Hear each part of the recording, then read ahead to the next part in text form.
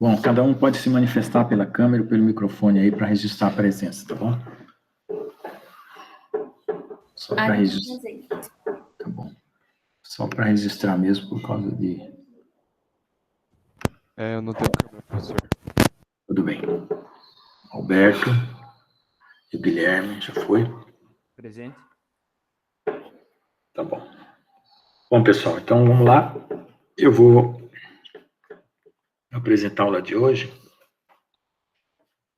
Essa aula é bem longa, porque a gente vai passar ainda por vários detalhes a respeito dela. Então, eu vou tentar aqui agora fazer um PDF, porque eu mudei um pouco a sequência em relação à outra turma, que eu prometi para a outra turma que ia melhorar um pouco a apresentação das figuras, porque o entendimento da aula ficou prejudicado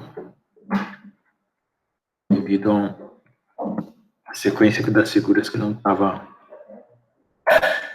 colocada na disposição certa. Então, eu já dei uma melhorada, então, para poder entender o que nós vamos fazer hoje. Deixa eu só fazer aqui o PDF e a gente já começa. Vou colocar aqui da 159 até...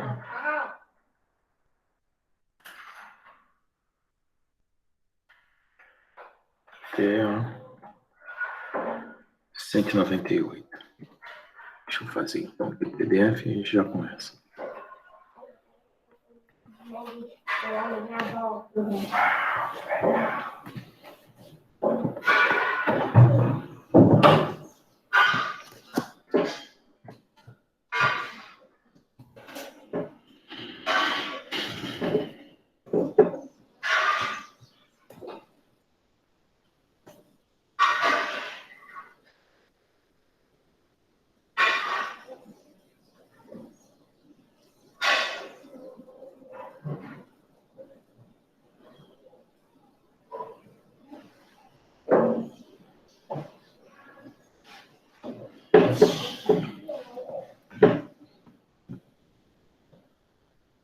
Tá rodando aqui ainda para...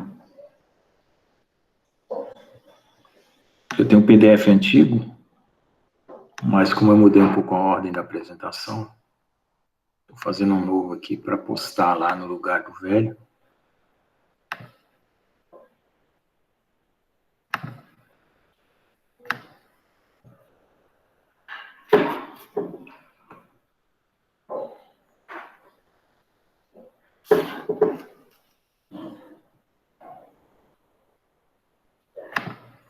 Acho que ficou pronto já.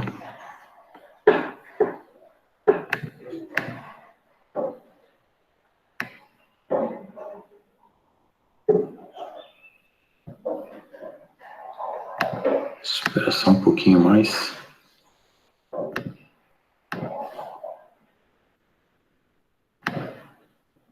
Ainda está rodando aqui.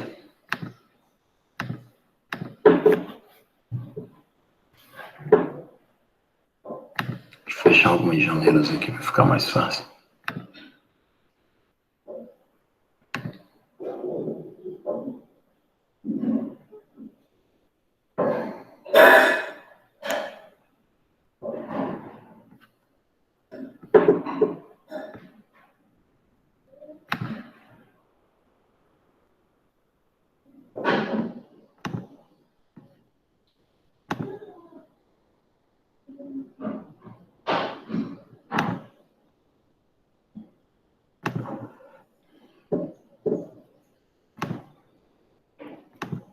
Demorando aqui. Ah, apareceu.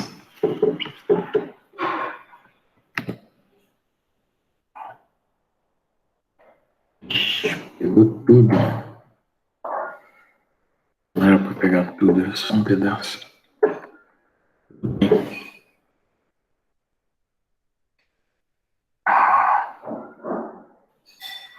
Só da 159.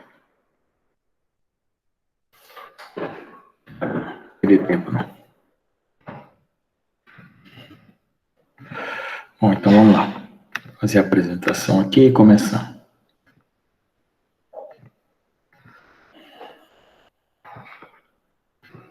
Então, é o seguinte, vocês estão vendo aí a apresentação?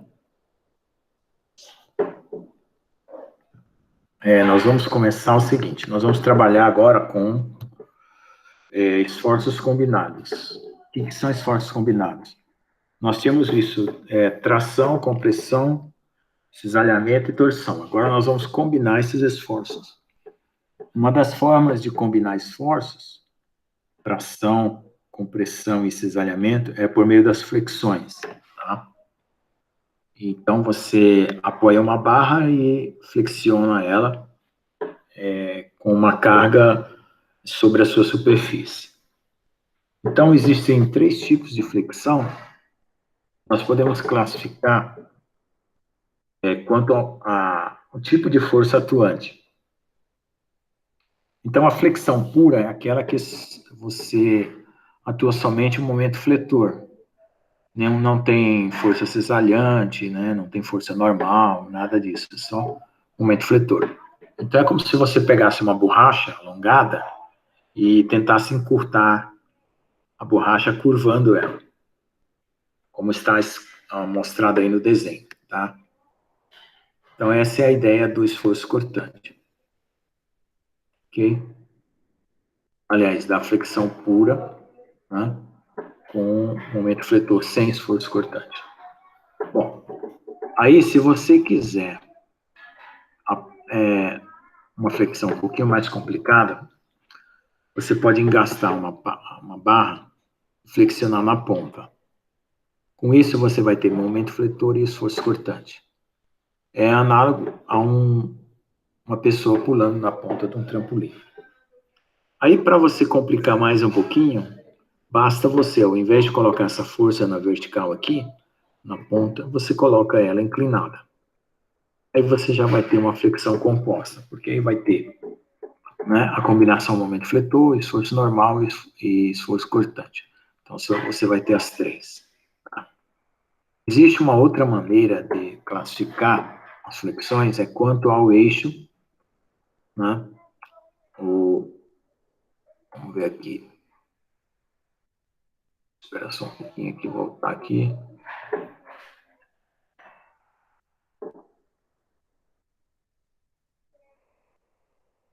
Tirei a classificação do eixo aqui.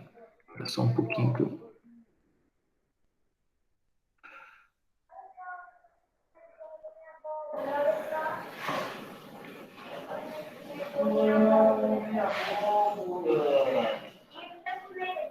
Espera só um pouquinho que eu vou olhar lá no original, que sumiu um pedaço aqui do conceito.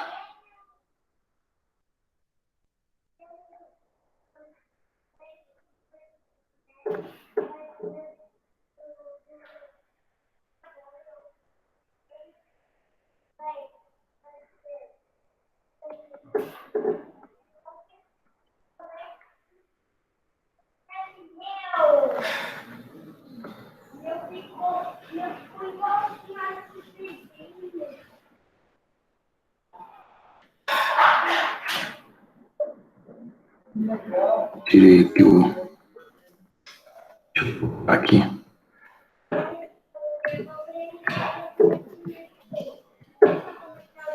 Eixo.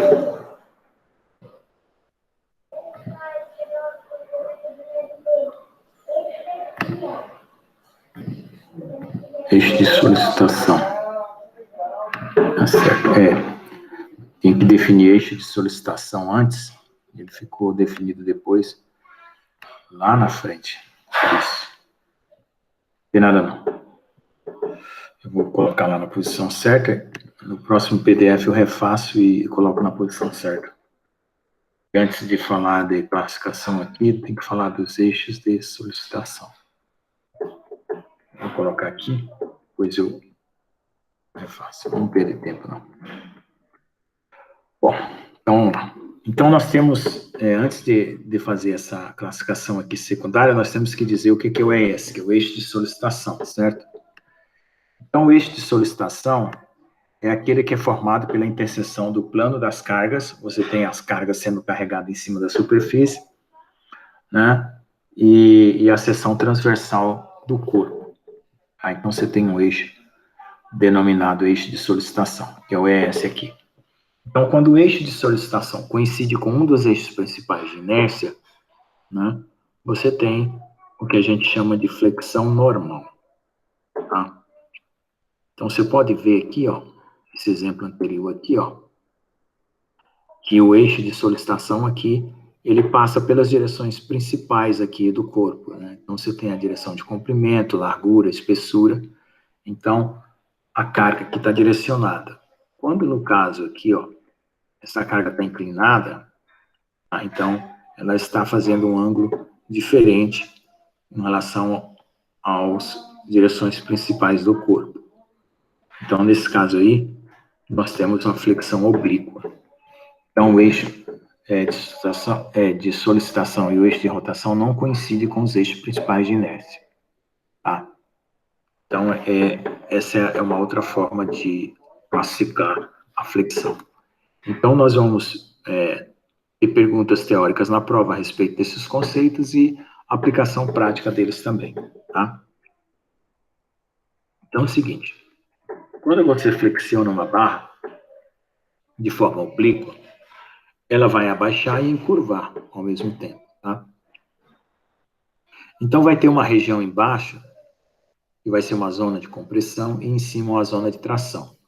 Então, como vai mudando continuamente de compressão para tração, de baixo para cima, ou de cima para baixo, então vai ter um ponto onde que não há nem compressão e nem tração, é chamado de superfície neutra. Então, agora, nós vamos começar a utilizar o cálculo para essas condições interiores aqui da barra, porque antigamente a gente punha uma barra e só fazia apoios e carregamentos sem se preocupar com a região interior dela. Então agora nós vamos nos preocupar com essa região interior dessas barras aí e possivelmente o perfil dela se é retangular, se é triangular, se é uma barra em formato de U, em formato de T, vai fazer diferença. Tá? Então vamos lá. Então, dado o que são as flexões, né, nós podemos ter cisalhamentos diferentes em situações de tração, compressão e torção. Né? Então, nós vamos olhar aqui o carregamento de cisalhamento puro, ou simples, né, que é essa figura aqui, tá, onde uma força está para baixo e outra para cima, como se fossem as lâminas de uma tesoura. Né? Então, lembrando que cisalhamento em inglês é shear, e shear quer dizer tesoura. Então, na torção, você também vai ter um cisalhamento superficial aqui, assim como na flexão. Tá? E nós vamos fazer a distinção entre elas para observar melhor o cisalhamento delas nessas situações aí. Então, vamos classificar cisalhamento puro, né? Cisalhamento por torção e cisalhamento por flexão. Então, no cisalhamento puro ou simples é aquele em que a força cisalhante é aplicada diretamente à superfície de um corpo, cujo vetor normal dessa superfície é perpendicular à direção da força. Então, você tem que lembrar que a força, ela raspa a superfície, mas é perpendicular ao vetor normal. O cisalhamento por torção é aquele que a força cisalhante aparece sobre a superfície lateral de um corpo. No caso de um eixo, a força cisalhante está raspando aqui a superfície desse eixo aqui, tá? Cuja força é proveniente do torque de uma torção aplicada ao corpo na direção longitudinal. Como está nesse desenho aí, nós temos um torque, tem um ângulo de torção, e tem aqui o cisalhamento aqui sendo visto numa seção desse eixo aqui, tá? Que vai desde o raio até a borda aqui, desde o centro até a borda, né? Desde o centro até a borda. Bom, então se a gente olhar a seção de uma barra retangular ou circular, a gente vai poder distinguir o cisalhamento por flexão ou por torção. Como? Veja, no cisalhamento por flexão, né, que no caso pode ser um cisalhamento simples ou um cisalhamento no interior da barra, nós vamos ter as setas se dirigindo por um dos cantos ou fugindo de um dos cantos da barra, no caso retangular. E observe que a ponta dessa seta aqui está apontada na direção da ponta da outra seta. Quando você tem uma torção, a ponta da seta, ela acompanha o começo, né, da outra seta. Né? Então, não é ponta com ponta, é ponta com o começo aqui, com a extremidade aqui, traseira da seta. Tá? E isso vai produzir aqui uma sequência de setas que está formando um giro. Tá? E por isso dá origem a uma torção. E quando é circular, ainda fica mais perceptível essa situação de giro, embora isso aqui seja tão cisalhamento quanto o outro que a gente mostrou, que as pontas se encontram. Tá? Então, essa é a situação. Se você tiver um cisalhamento ou torção, um carregamento, como flexão, como torção, a forma de distinguir é a seguinte: você olha o eixo da barra, olha as forças aplicadas e as reações. No caso das forças aplicadas por torção, elas vão estar tentando girar as extremidades da barra em sentidos opostos, diferente do que está acontecendo nas extremidades da barra por flexão. Então, comparando essa figura com a mesma barra, praticamente, né, o mesmo desenho, você percebe a diferença entre flexão e torção, que é um dos objetivos para você começar a sua análise de carregamentos e de deformações de uma viga, tá? Então, a definição de eixo de solicitação estava aqui embaixo, ela tinha que estar lá em cima, né? Por isso que eu percebi que eu tinha deslocado uma parte, tentando reorganizar a apostila, e uma parte para cima. Então, o que nós vamos ter aqui? Nós vamos ter barra submetida a carregamento, combinações de esforço. Barra é um sentido geral, tá? Tudo bem? Então, na verdade, nós vamos ter elementos estruturais, tá? Então, o que a gente vai aplicar para barra vai ser aplicável a qualquer elemento estrutural. E são elementos estruturais, barras com diferentes formatos, né? Seções transversais diferentes, placas, tá? Também podem ser aplicadas. Por quê? Porque o que vai diferenciar são as dimensões em relação à espessura, ou blocos. Então, tudo que a gente aprender para barra, placas ou blocos, né? Para barras, nós vamos aplicar para placas ou blocos. Né? O que vai mudar são as dimensões. Se as dimensões vão mudar, certamente o momento de inércia e os centros de massas vão mudar. Né? E no caso aqui, né, a seção transversal, sendo diferente, também vai mudar o momento de inércia e centro de massa, que nós vamos ver.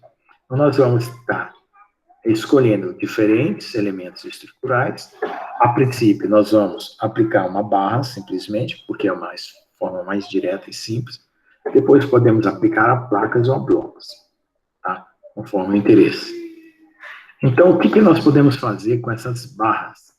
Nós podemos ter todo tipo de carregamento concentrado, carregamento distribuído, uma combinação de concentrado com distribuído, um carregamento triangular ou de crescente linear, né, como a gente já viu. Então, isso não é o problema. Né? Por quê? Porque nós já resolvemos isso aqui, mas sem olhar a seção transversal dessa barra. Nós já resolvemos algum desses problemas lá, anteriormente. E agora nós estamos interessados em ver a influência sobre o tipo de elemento estrutural e a seção transversal dele. Então, é isso que vai mudar a partir de agora. Então, quais são as seções transversais mais comuns aí? É a retangular, a triangular, em forma de T, em forma de H, em forma de O, né? Essa outra aqui, que eu não sei bem o nome, e essa em forma de cruz aqui, tá? Então, para cada uma delas, né, o cálculo vai mudar no que diz respeito a centro de massa e momento de inércia. Então, antes, nas provas, a gente pedia para você calcular o centro de massa de figura, o momento de inércia. Agora não. Agora você vai olhar numa tabela e vai usar a fórmula que você encontrar na tabela para a sua respectiva barra. Por quê? Porque agora nós estamos interessados Não é nem no cálculo do carregamento, como a gente fazia antes, tá? Certo? Nós não estamos interessados no cálculo do carregamento como a gente fazia antes. E nem no momento de inércia delas. Nós vamos usar isso como resultado. Nós estamos interessados em saber a influência, né, de que tipo de barra nós estamos usando com essas seções transversais aqui que nós acabamos de colocar. Então, só para ilustrar aqui, ó, já tem tabelado aqui uma seção retangular, né, os momentos de inércia, certo? Essa outra seção desse tipo aqui, essa triangular, essa circular, e assim por diante. Por quê? Porque a gente vai usar esses resultados prontos, tá? Outra coisa que pode aparecer são tipos de apoios diferentes, tanto na vertical quanto na horizontal, né? Então, nós podemos utilizar esses dois tipos de apoio para as diferentes barras com diferentes carregamentos. Então, você pode multiplicar aqui o número de apoios, né, por o número de seções, pelo número de carregamentos e pelo número de possíveis barras, né, ou elementos estruturais. Aí você tem o número total de problemas em engenharia a ser resolvido. Claro que a gente não vai resolver todos aqui, então a gente vai pegar os mais importantes e aprender a raciocinar em cima deles, para a gente ter uma ideia de como ficam os outros, tá? Além disso, nós temos vários tipos de materiais, né? Sempre considerando materiais elásticos lineares, né? Os modos elásticos, esses olhamentos. Então, que materiais diferentes são isso? Madeira, ferro, certo? Tipos de materiais que tem, que você pode considerar como elásticos lineares, tá? Aço, ferro, madeira, alguns plásticos, né? É isso aí. Então, vamos começar com o problema mais simples, que é uma seção retangular e uma barra carregada curvada, né? Nós vimos aí que a flexão pura, ela é simplesmente um momento fletor. Então, vamos colocar esse momento fletor para atuar e ver o que a gente consegue descobrir em relação às tensões, às deformações dessa barra.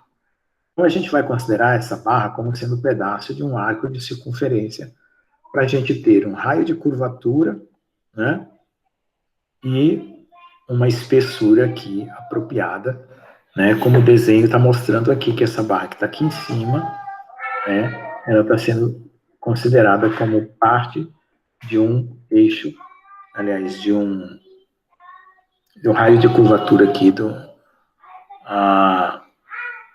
circular, né, de um objeto circular aqui com um raio de curvatura, aqui fazendo um corte aqui, né, entre as extremidades A e B.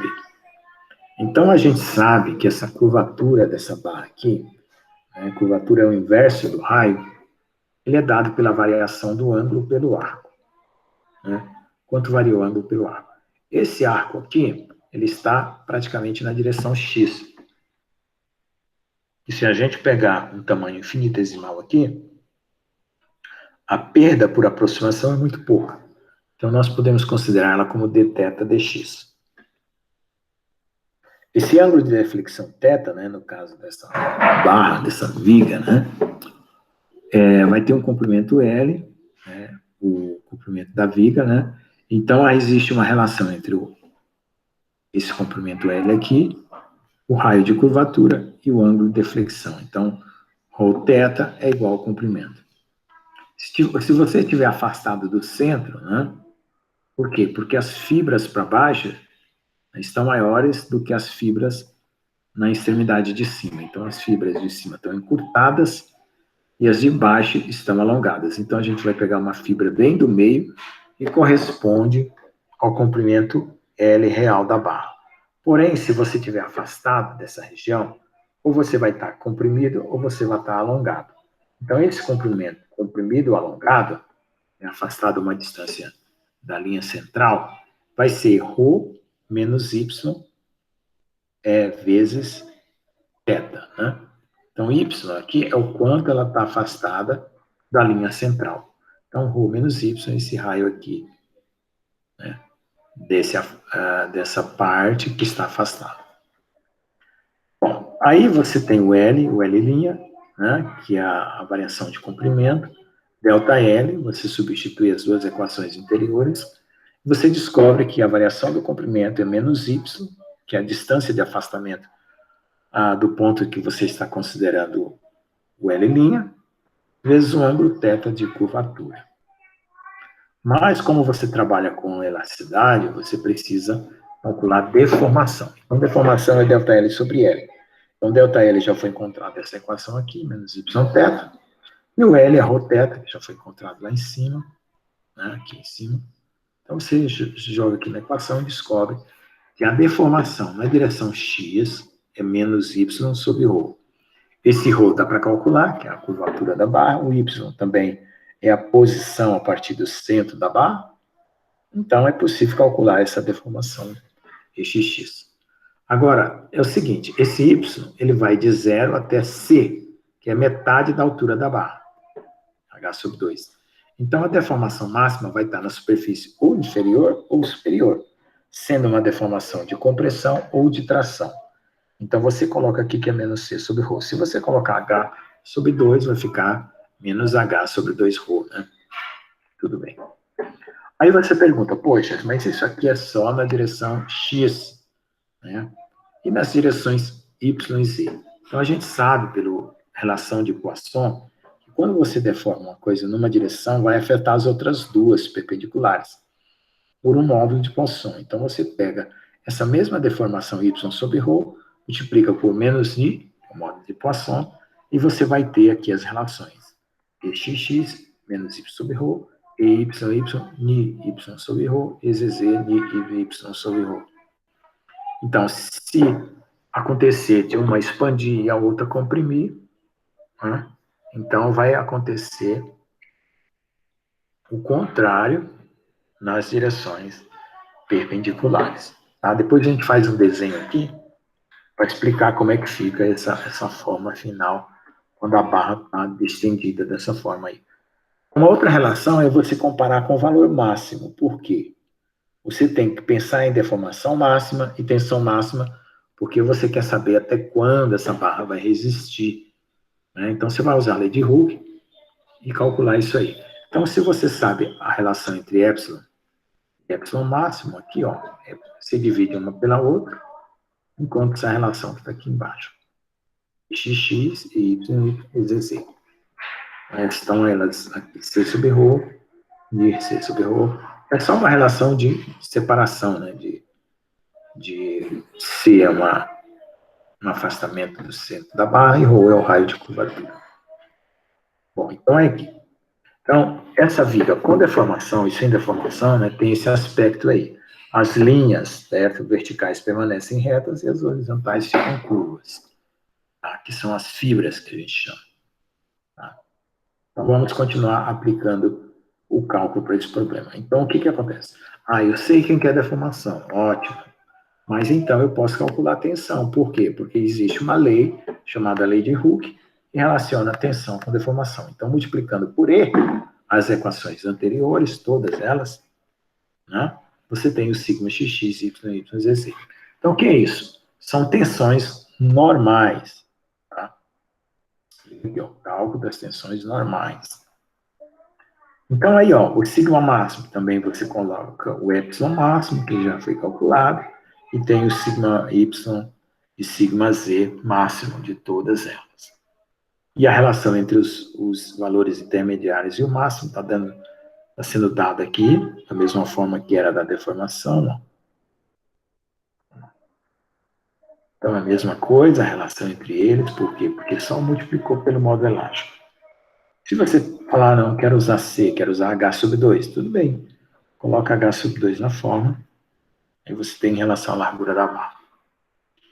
Bom, agora o que eu posso fazer com essas tensões, sigma xx, sigma y, sigma zz? Eu posso calcular as resultantes das forças Fx, Fy, Fz. Mas eu vou precisar também das cisalhantes, né? Tal xy, tal xz, tal yx, tal yz. Então, nós vamos ver aqui o que nós podemos utilizar nessas contas aqui para encontrar Fx, Fy, Fz. Então, nós vamos ter que ter um equilíbrio de translação, você não quer que a barra saia andando por aí, e futuramente, na próxima página ali, equilíbrio de rotação. Você não quer que a barra gire, então você quer que a barra fique fixa. Aí você escreve, né, a situação que você quer para fx, fy, fz, tá? Considerando, né, que a tensão normal varia linearmente com a distância da superfície neutra. Então, vamos lá. Então, substituindo aí, ó, vai ficar menos y sobre c x sigma máximo. Então, se substituir nessa diagonal aqui, porque o cisalhamento você vai deixar para considerar depois. Aí você tem aí, tirando para fora o que é constante, fica só essa integral. Então, você atente bem para essa integral aqui, ó. Y dAx, Y dAy, Y dAz. Então, isso aqui parece muito com centro de massa. Lembre que Y, dA, era centro de massa na direção Y. X, dA, é centro de massa na direção X. Então, aqui é dAx, é uma parte da área, né? Não é o dA total. dAy, dAz. Então, isso aqui tem uma aparência, né, de centro de massa, mas tem uma outra interpretação. Então, colocando nesses termos, olha lá, a fx vai depender desse cálculo dessa integral, com a força cortante Qx, a Qy, a Qz. Tá? Se você substituir o dAx por dy dz, o dy por dx dz e o daz por dx dy, você pode integrar essas equações até onde você puder.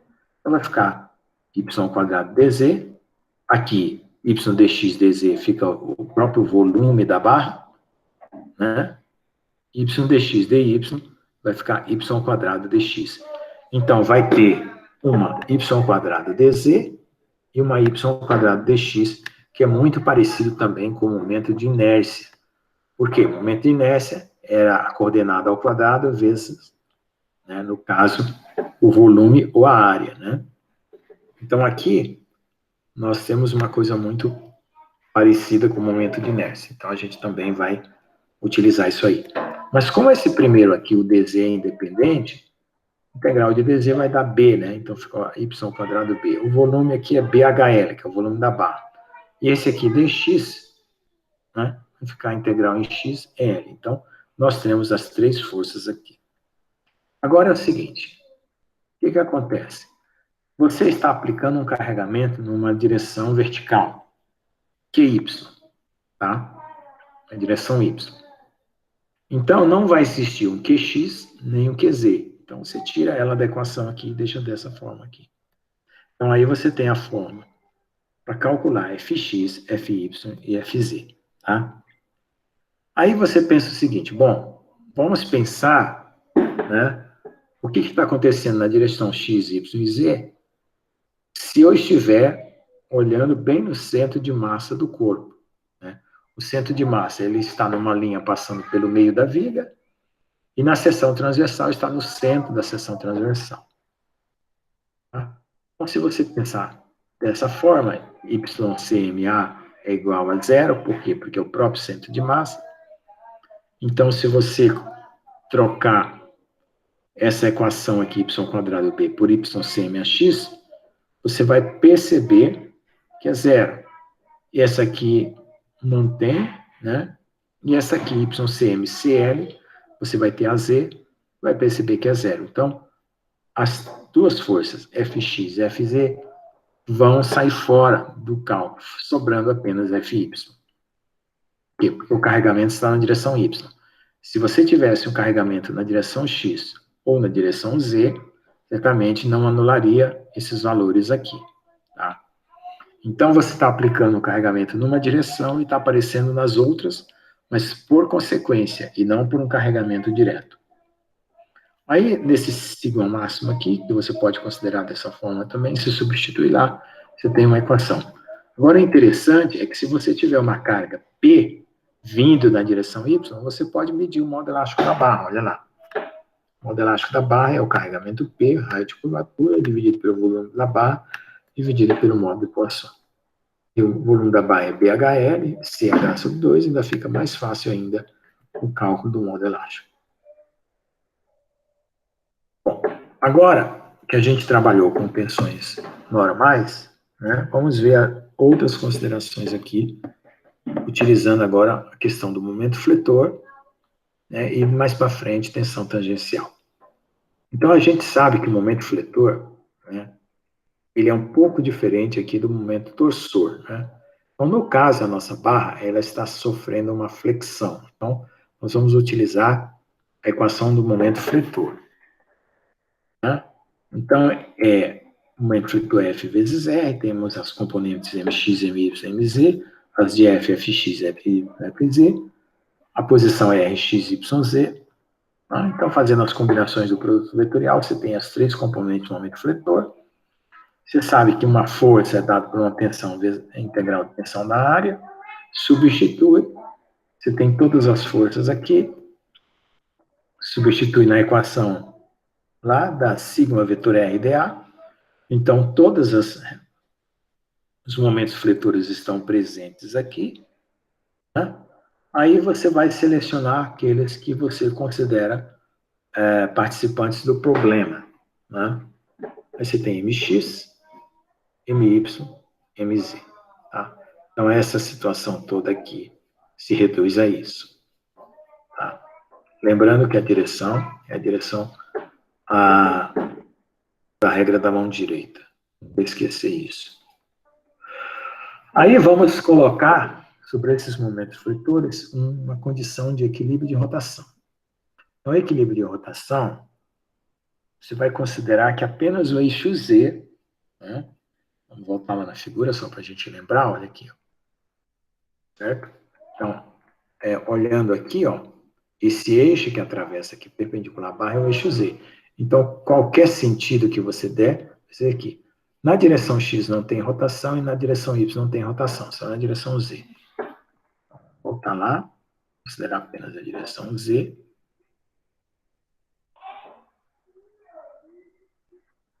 MZ, Y, DFX, X, DFY. Você tem que FX é isso aqui tudo, substitui. Você sabe que FX é esse Y. Tá lá, coloca na equação, né? Você já sabe que não existe força na direção X, nem na direção Z, então só sobra FY, então o MZ vai ficar com essa cara aqui. Fazendo mais essa consideração aqui, né? Elimina esse termo aqui, né? Zero. E aí, no final das contas, você tem essa equação aqui, trabalha ela mais um pouquinho, e considera a situação nula aqui e nula aqui, né? Por causa do centro de massa.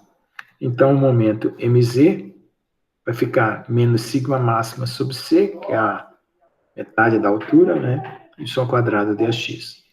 Aí, veja só. Aqui aparece y quadrado dx, que agora vai passar a ter um papel importante. Por quê? Porque o momento de inércia é r quadrado dm. Então, eu vou considerar I, né? Rho L, y quadrado dx. Né? Considerando uma densidade constante, o ρ igual a 1, enfim, eu vou chamar essa quantidade y quadrado dx de IZZ, né? Porque é de rotação na direção Z. Se eu considerar isso, eu tenho que mz é sigma máximo sobre c IZZ. Né? Agora, se eu quiser considerar o sigma xx, ao invés do c, né, é um tamanho, uma separação intermediária, né? Da linha que passa pelo centro da barra até uma certa posição para cima, né? Na direção da largura. Então, agora, eu tenho uma equação importante, que é a mesma equação que eu tinha antes, o sigma xx, agora dado não com e epsilon xx, mas dado por mzy. Então, esse tipo de relação vai aparecer em outros problemas que a gente vai ver quando a gente sintetizar esse problema lá no final. Então, veja só. Agora, o que eu tenho uma equação que está dependendo dessa geometria aqui que está aqui embaixo. Tá? Sigma xx. Antigamente, ó, vamos voltar lá. Era sigma xx antigamente, aqui antes de de passar para essa nova forma, olha lá, sigma xx, ele só dependia das dimensões y e do raio de curvatura. Tá? Então, de certa forma, medir o raio de curvatura não é uma coisa tão fácil. Por quê? Porque as deformações são tão pequenininhas e o raio de curvatura acaba se tornando muito problemático. Né? Então, essa equação aqui passa a ser mais útil. Né? Vou voltar aqui.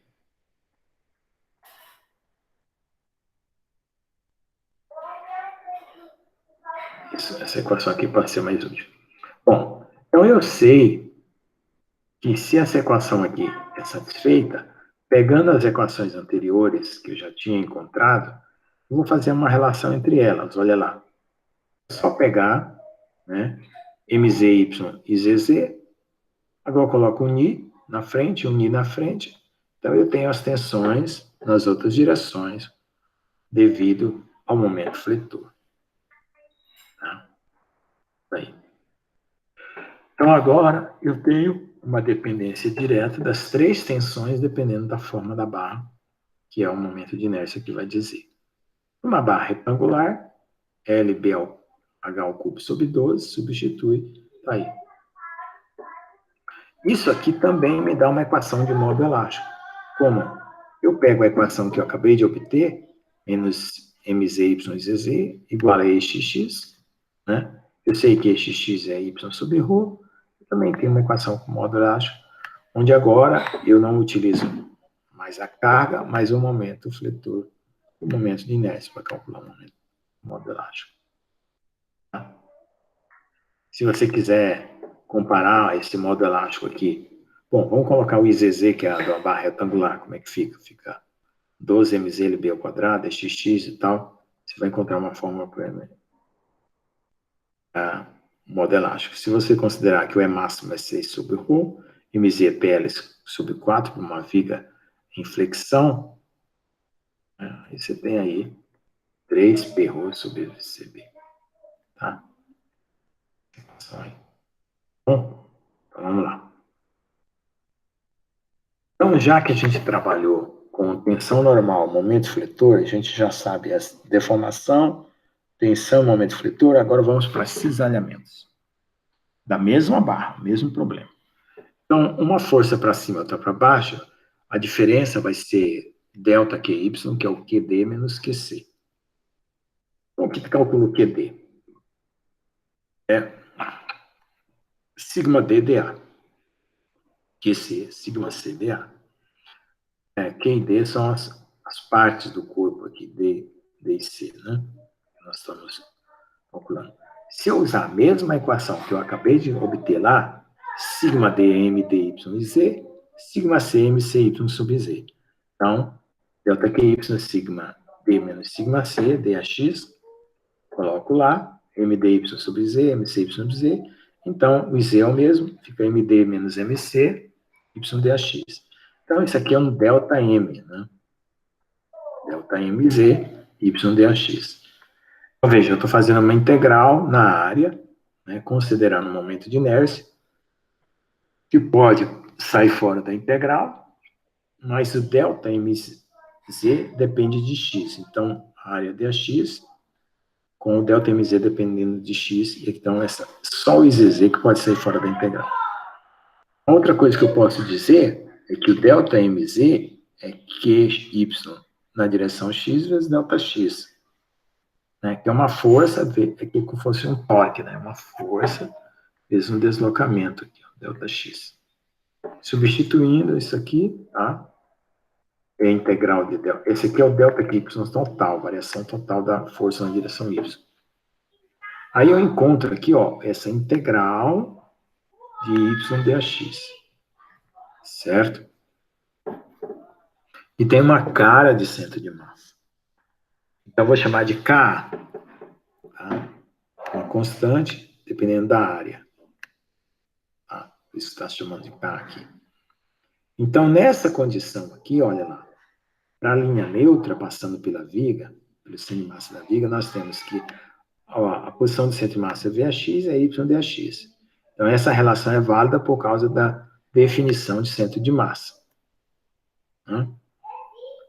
Então, ainda eu posso fazer essa integral dessa forma com o Ka, né? Ou considerar o ΔMz. Opa, a bateria está acabando. O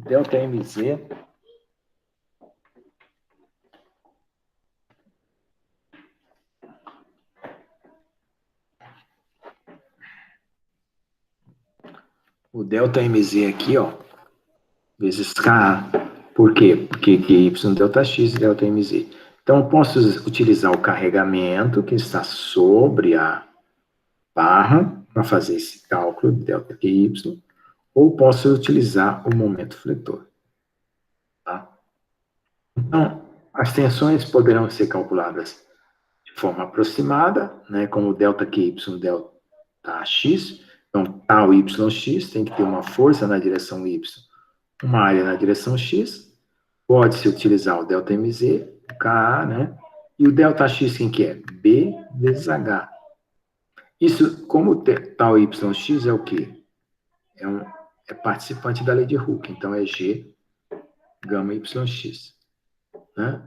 Então, só reescrevendo tudo aqui novamente para YX e YZ.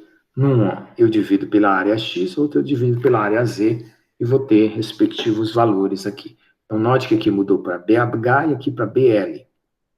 Tá? Embora o restante da conta seja praticamente o mesmo. Tá? Aí nós vamos considerar tal XZ, que é o cisalhamento, DQX não existe, né? E DAZ. E DQZ, DAX também não existe. Né? DQX, DAZ não existe, porque o QX é zero. E DQZ, DAX também não existe, porque o QZ é zero. Então, só vai ficar esses dois aqui. Aí, essa tensão de cisalhamento, olha lá. Ao YX na direção, distribuído em X, né? É só dividir o ΔQY por AX, está lá. E aí eu tenho o valor dela final, ΔQY sobre HB. Ou posso calcular ela utilizando a definição do Ka que nós definimos antigamente, tá? Anteriormente, né? Bom, tá aí. Então, nós temos duas formas de calcular a mesma situação. Se eu conhecer a área ΔX, que é B vezes H, ela pode ser calculada assim, né?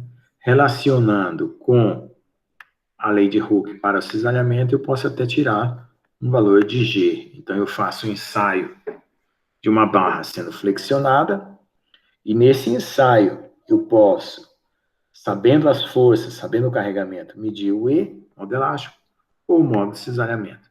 Então, pode ser transformado num experimento para medir essas constantes elásticas que são importantes. Tá? Se eu considerar que G é E sobre 2, 1 mais Ni, então eu posso relacionar uma equação com a outra. Tá? E encontrar que o gama YX tem essa forma aqui. Né? Então, cancela IZZ aqui, nós vamos ter gama YX dado por 2, 1 mais Ni, B vezes H, delta M, MZ, K sobre Rho. Então, veja só. Agora, com essa deformação YX, eu vou tentar tirar a tensão média. Tá? O YX média, que é Y médio, vezes o comprimento, ficou K, YZ, BH. Então, utiliza as mesmas equações que já foram desenvolvidas, né? As mesmas aproximações, né? E aí eu descubro o seguinte, que como vai aparecer o YCM do centro de massa aqui, ó, o centro de massa é zero, está bem no meio da barra, então não vai haver cisalhamento no centro da barra. Se esse Y for em um local diferente do centro de massa, tudo bem, vai ser diferente de zero. Então significa o quê? Que na linha neutra, passando pelo centro da barra, não há cisalhamento. Então, não há tração, não há compressão e não há cisalhamento, certo? Então, é linha neutra mesmo. Aí eu posso fazer tudo para o YZ. YZ é só dividir, pega a mesma equação, na mesma anterior, só que agora eu divido por ΔZ. Faço a mesma sequência de cálculos que eu fiz para o anterior, modificando tudo para ΔZ, né? Mesma continha, mesmas considerações. O ΔZ agora é B vezes L. Relaciono com a lei de Hooke, que é G, gama e CZ. Vou tirar uma relação também de G, certo? Considero a relação entre G, tiro o gama e ZZ, o gama YZ aqui, né? Então tá lá. Aí eu faço o valor médio. Valor médio também. Valor médio, QY médio, B e ZZ. Descubro que, né, vai ser zero. Por quê? Porque em ambas as equações aparece YCM, centro de massa. Ou seja, na linha neutra não tem cisalhamento. Agora, para o Y diferente, de valor diferente, aí sim. Então, tudo bem. Então, nós vamos ter exatamente, deixa eu mostrar aqui, deixa eu ver se eu acho uma figura boa para mostrar, essa situação aqui, vamos ver lá. Eu preparei uma figura aqui, ver se ela está por aqui. Ai, ai.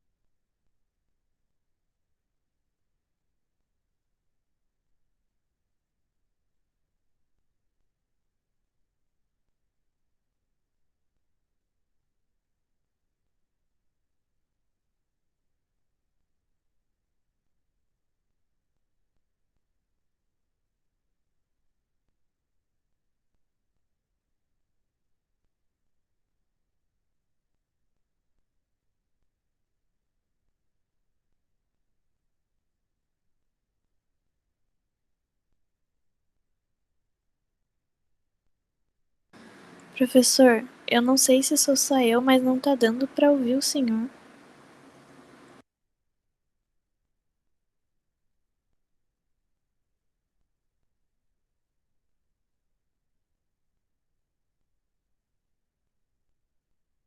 Jesus Cristo. Voltou, pessoal? Voltou, professor. Ainda bem. Essa configuração aqui de fone de ouvido, caiu a internet, quando volta, não voltou. Ô, gente, desculpa, eu expliquei aí 15 minutos sem saber que vocês estavam me ouvindo. Vou repetir, então. Vamos lá, vou repetir, então, tudo que eu tinha feito depois da queda da internet. Obrigado aí. Então, vou repetir o que eu estava falando.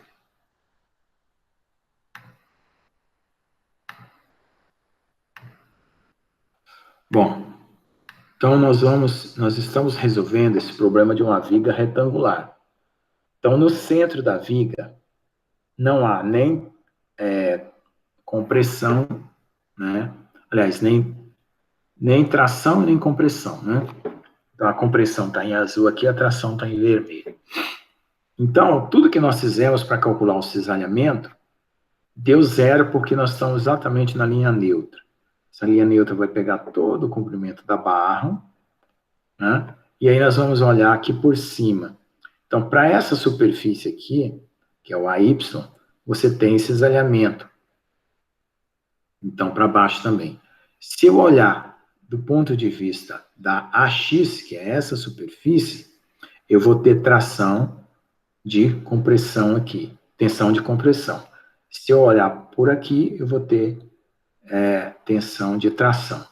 Então, a minha visualização de compressão e cisalhamento vai depender da superfície que eu estou olhando, se é o AY ou se é o AX, tá? Então, esse é o problema que nós resolvemos. Agora, nós vamos considerar a mesma situação, mudando o perfil para triangular, né, que aqui é um retangular, um perfil para Y, T, né, vários perfis aqui, tá? Então, agora, eu vou parar aqui, apresentar novamente a apostila, onde nós estamos com esse problema aqui. Essa figura aí vai entrar aqui como ilustração. Vamos lá. Bom, então, se eu trocar o perfil, o que eu tenho que mudar nas contas? Então, vocês não precisam decorar nenhuma dessas contas, nada, só entender e pegar as equações finais, né, e aplicar. Saber aplicar com esse Ka aqui, por exemplo, né? Ou então a equação do gama YZ, certo? Equação do tal YZ. Equação do gama XY, YX, né? Ou a equação do tal YX, tá? Porque são elas que vão utilizar o cálculo do Ka, certo? Que é essa constante aqui. Então, se eu trocar para diferentes Ka, então, para retangular, como é que fica? Olha lá. Ka é integral de y do centro de massa até y, né? Então, aqui essa integral é dAx é dy dz e tal, e da y ao quadrado sobre 2, y centro de massa é b, o dz, a integral é b sobre 2. Então, fica Ka, y ao quadrado sobre 2, menos y centro de massa, b sobre 2. Tá? Aí, para fibras mais externas, o y é h sobre 2. Né? E pode ser tanto h sobre 2 como menos h sobre 2, mais acima ou embaixo. Então, você substitui na equação e você tem o Ka para aquela posição lá. Então, você veja que essa situação não vai zerar o Ka. Porque antes zerava, porque o y que eu estava considerando era o próprio centro de massa. Então, ficava y de centro de massa menos y de centro de massa, dava zero. Agora não, para o y diferente, que é uma posição diferente lá. Tá? Então, utiliza esse Ka aqui. Agora, vamos supor que você fala assim, o meu sistema de coordenadas não está no centro de massa. Não, professor, eu coloquei fora, eu coloquei no cantinho da viga, lá embaixo, na pontinha, não tem problema. Você calcula, né, a altura em função daquele y lá, né, da sua posição que você está, e encontra uma relação como essa aqui. Sem problema nenhum, tá? Então, você não precisa ficar com o seu sistema de coordenadas no centro de massa. Só lembre que, quando ela for no centro de massa, né, a altura tem que subtrair sempre o centro de massa, então vai dar zero, tanto numa situação quanto na outra. Aí você fala assim, não, professor, minha viga não é retangular, minha viga é triangular. Ótimo, tudo bem, então vamos colocar aqui a equação para uma viga triangular. O que tem uma viga triangular? O centro de massa é h sobre 3. Então, substituímos h sobre 3 na equação, está lá o Ka para uma viga triangular. Okay? Ah, professor, minha viga, além de triangular, o meu sistema de coordenadas não foi colocado no centro de massa, foi colocado bem no cantinho da viga. Então, vai lá para aquela posição, né? Veja qual é o seu y lá, e jogue a equação com o y correspondente. Pronto, tá aí os Kas. E assim por diante. Aí você vai fazer para triangular, para retangular, para em U, formato de U e T. Então você vai ter que vários Kas para isso daí. Então, como eu quero que vocês entendam e aprendam, eu não fico colocando para vocês fazer em U, em X, em T, em Y, né?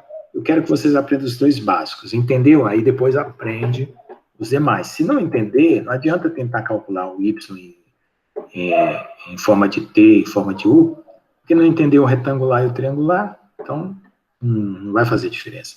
Então aprenda o básico, sempre aprenda primeiro o básico, depois você melhora a sua qualidade de cálculo. Tá bom? Então vamos às conclusões sobre esses carregamentos que nós fizemos aqui. Então nós aprendemos a calcular tensões normais, tendo todas elas aqui, certo? E aí nós percebemos que as tensões normais estão sempre dependendo do MZ, Y vezes o IZZ. Mas lá na torção, olha só, as tensões tangenciais também dependiam do MZ, Rho e ZZ. Então, o que foi diferente tensão normal para torção? Aqui a diferença é que o Y é a distância até a linha neutra, que traça pelo eixo da barra. E lá na torção era o raio. Tá vendo? A equação muito parecida. Só que aqui a tensão normal, lá é cisalhante. Tá? Então, você pode olhar lá no começo da aula, deixa eu voltar lá no começo da aula. Vamos ver se que página que eu estou, 192. Vamos ver aqui, que eu vou mostrar o que eu já tinha mostrado antes aqui, ó. Espera aqui.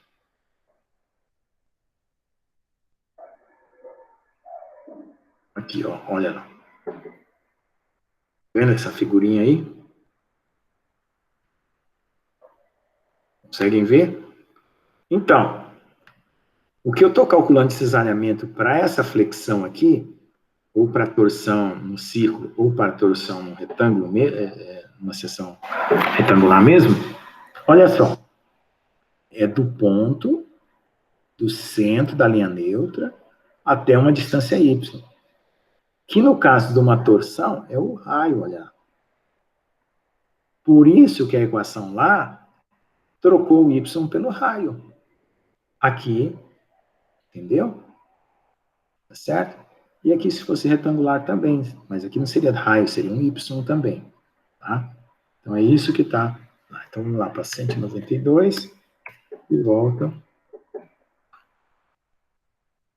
Certo? Então, existe essa relação aí que nós temos, essa situação aí. Se eu pensar as tensões tangenciais, né, que nós acabamos de fazer em função do Ka, olha só. Olha lá. Olha só como é que ela vai aparecer. Se eu chamar essa equação bem aqui, ó,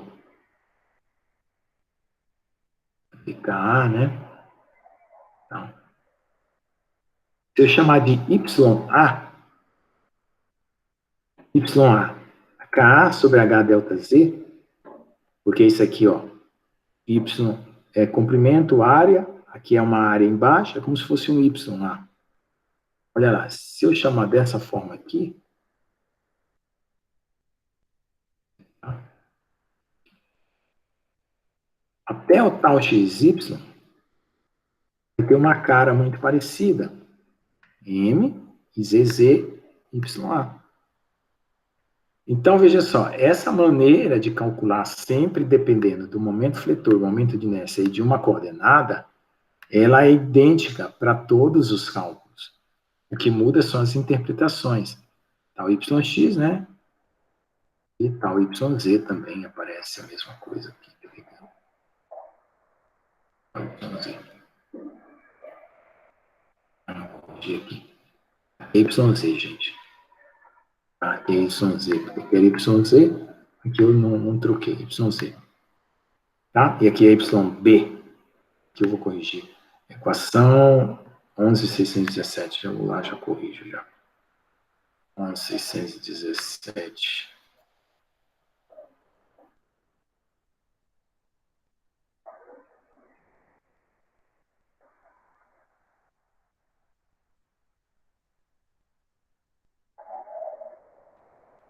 YZ.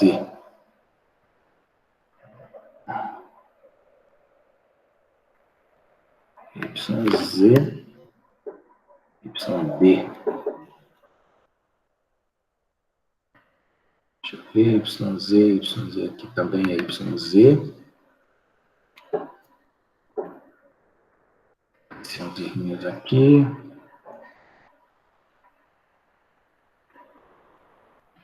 YZ.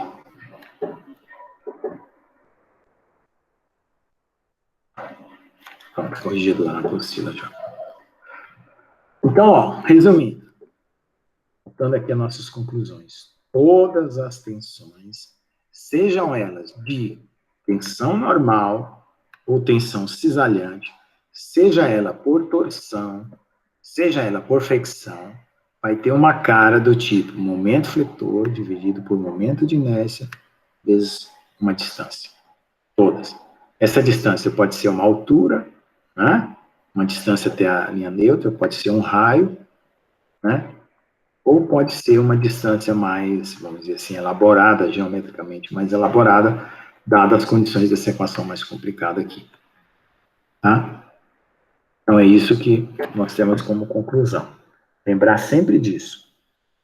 Certo? Bom, agora, o que a gente pode fazer? Só substituir por uma viga IZZ, pela retangular, é BL. Na verdade, aqui está faltando um termo aqui, é BH ao quadrado sobre 12.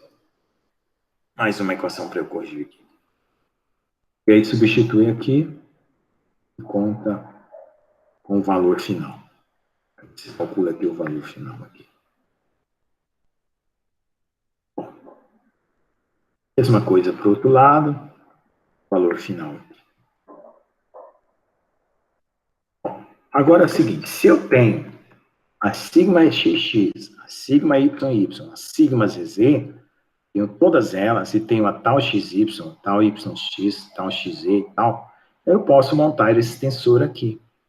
Então, está aqui todas as sigmas XXYZZ, tá todas as tals aqui é zero também, tá? Só tem esse tal, então vai ficar aqui, ó.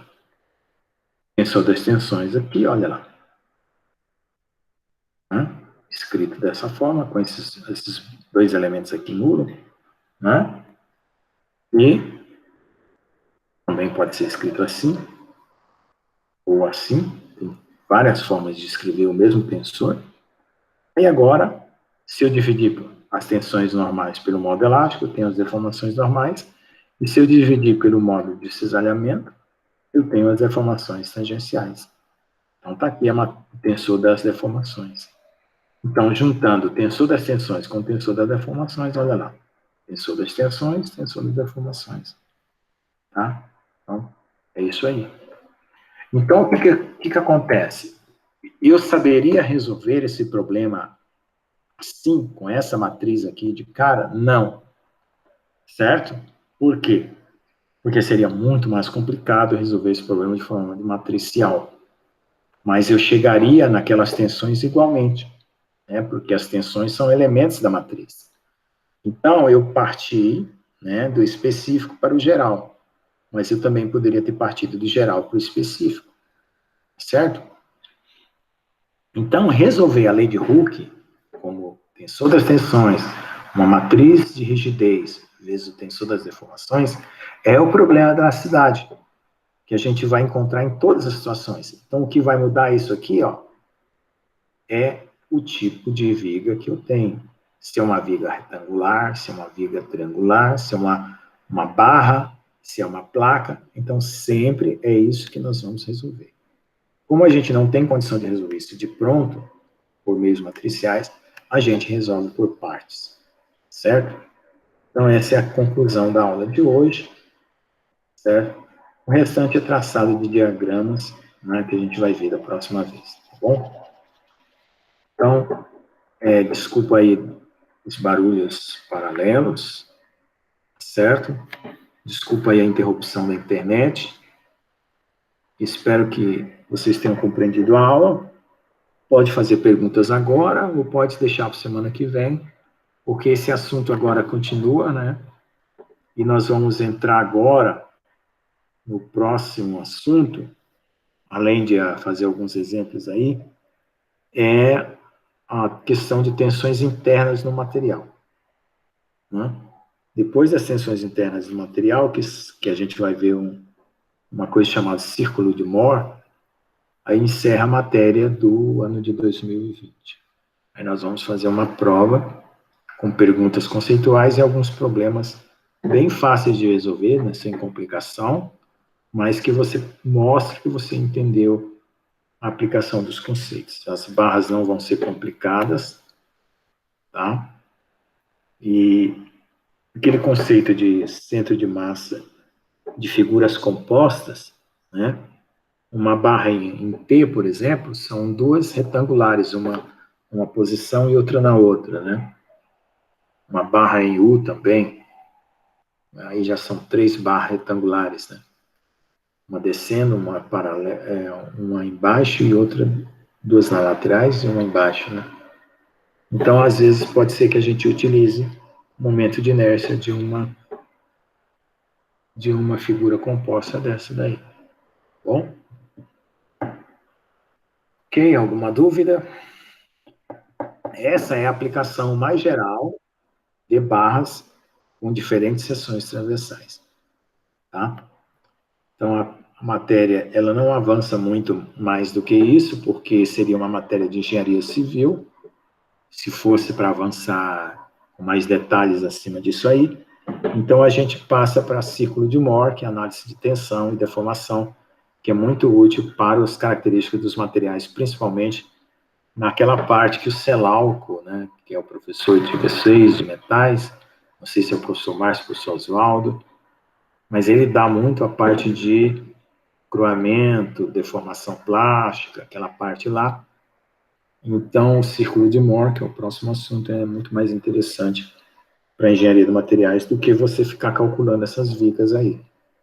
Porque você, como engenheiro de materiais, precisa saber, precisa conversar com o engenheiro civil, engenheiro mecânico, mas você não precisa fazer projetos e cálculos detalhados específicos para isso, né? De forma que você tenha que aprender a calcular todas as vigas, mesmo porque hoje em dia, dificilmente você faz um cálculo na mão, você faz tudo no computador, tudo tabelado, você precisa entender. Mas no caso do desenvolvimento de materiais, né? Você precisa mais de análise das microestruturas, que é o assunto que a gente vai ver. Bom? Obrigado, então.